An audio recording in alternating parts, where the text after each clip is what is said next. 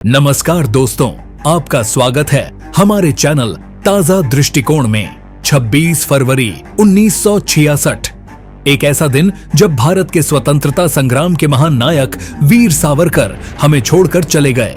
आज हम उनकी पुण्यतिथि पर एक क्रांतिकारी नेता, लेखक और समाज सुधारक के रूप में उनके योगदान को याद करेंगे।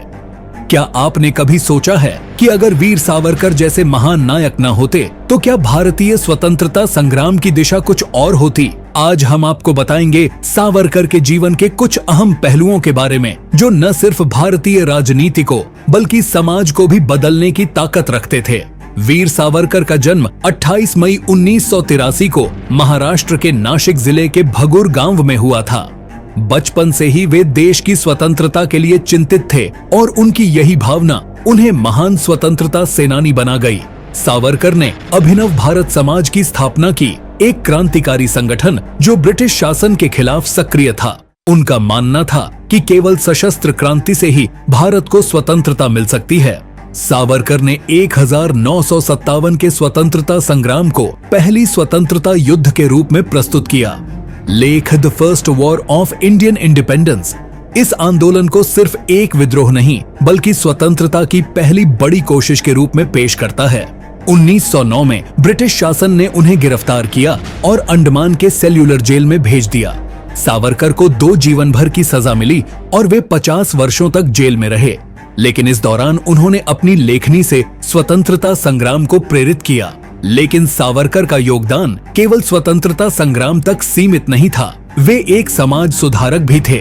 उन्होंने जातिवाद, छुआछूत और महिलाओं के अधिकारों के खिलाफ आवाज उठाई। उनके प्रयासों ने भारतीय समाज में कई बदलाव लाए। सावरकर ने हिंदुत्व का सिद्धांत पेश किया, जिसमें भारत के सभी नागरिकों को एकजुट करने का विचार था।